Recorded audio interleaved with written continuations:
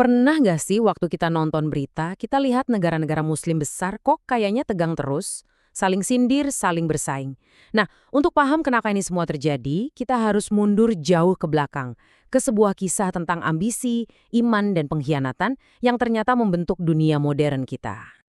Pasti pernah kepikiran kan, kenapa sih negara-negara yang punya banyak banget kesamaan, yang sama-sama mayoritas muslim, justru sering banget berseberangan?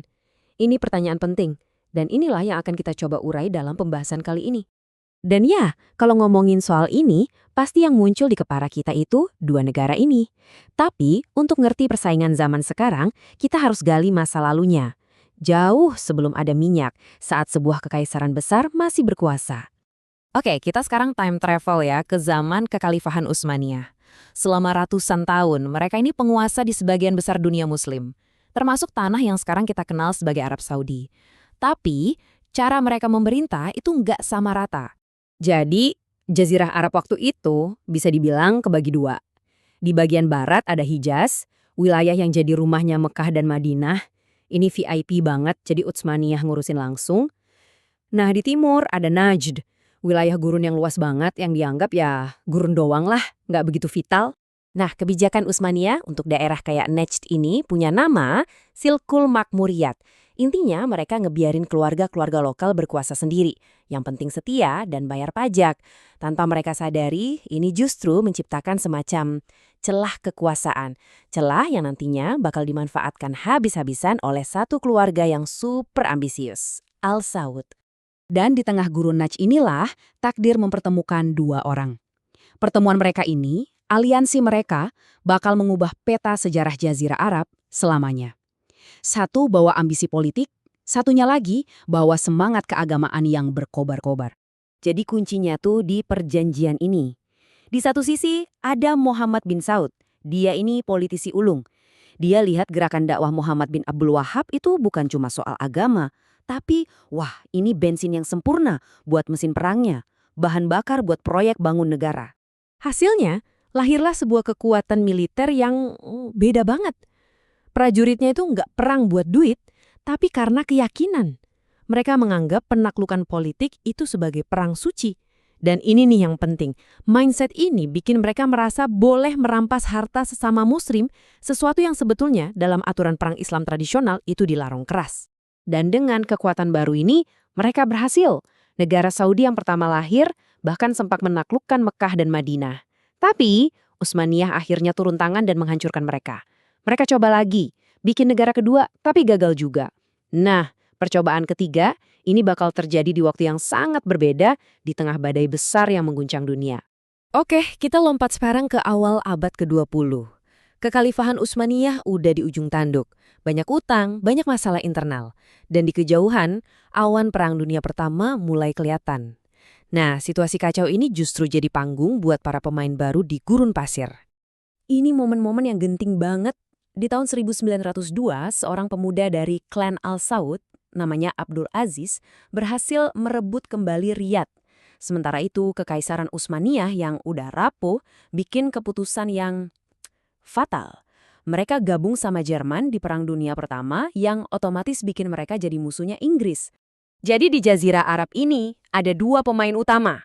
Ada Syarif Hussein di Hijaz yang punya legitimasi agama kuat banget. Dia kan keturunan Nabi dan penjaga kota suci. Terus ada Abdul Aziz Al Saud di Najd yang nggak punya legitimasi itu tapi punya ambisi politik selangit dan super cerdik. Dua-duanya lihat Utsmaniyah yang lagi lemah ini sebagai peluang emas. Nah, Inggris buat mancing pemberontakan dari dalam, mereka ngasih janji yang wah luar biasa banget ke Syarif Hussein. Bayangin, mereka bilang, bantu kami lawan Utsmaniyah, nanti kalau mereka jatuh, kami jadikan raja seluruh bangsa Arab. Sebuah janji yang sangat menggiurkan. Tapi, Abdul Aziz ini pemain catur yang lihai. Waktu dia dengar Inggris deketin saingannya, dia nggak nunggu, dia nggak panik. Justru dia yang gerak duluan, proaktif, hubungin Inggris, nawarin bantuan. Dia pinter banget. Dia pastiin dirinya tetap ada di dalam permainan besar ini. Nggak mau ketinggalan kereta. Singkat cerita, Perang Dunia Pertama selesai, Utsmaniyah kalah telak. Dan peta kekuasaan di Jazirah Arab langsung berubah total. Janji, ya tinggal janji. Dan satu kekuatan baru yang didukung Barat muncul buat ngambil alih semuanya. Dapat lampu hijau dan senjata dari Inggris, langkah pertama Abdul Aziz adalah membereskan saingan lamanya di Najd, keluarga Al-Rashid, yang dulu setia sama Utsmaniyah. Begitu mereka kalah, dialah satu-satunya penguasa di bagian timur Semenanjung. Tahun 1924, pasukannya yang dikenal sebagai Ikhwan mulai bergerak ke barat, ke Hijaz. Target pertama mereka, kota Taif, sebuah kota peristirahatan yang tenang di dekat Mekah. Dan apa yang terjadi selanjutnya, itu benar-benar mengerikan. Pasukan Ikhwan ini, yang otaknya udah disetel untuk menganggap penduduk Hijaz itu sesat dan penuh bid'ah, melakukan pembantaian besar-besaran di Taif. Bahkan, penasihatnya Abdul Aziz sendiri sampai mencatat kekejaman ini di bukunya. Di tengah kekacauan itu, Syarif Hussein bikin langkah yang sangat berani. Dia mendeklarasikan diri sebagai khalifah baru. Tapi ini justru jadi kesalahan fatal. Buat Abdul Aziz, ini adalah alasan yang sempurna, pembenaran yang dia butuhkan untuk menyerang Mekah dan Madinah. Tentu aja seluruh dunia muslim geger, khawatir kota suci jatuh ke tangan pasukan Ikhwan. Untuk menenangkan semua orang, Abdul Aziz mengeluarkan janji yang sangat meyakinkan. Dia bilang, saya datang cuma buat membebaskan Hijaz. Nanti pengelolaannya akan saya serahkan ke penduduk lokal dan seluruh umat Islam. Janji itu umurnya cuma 2 bulan.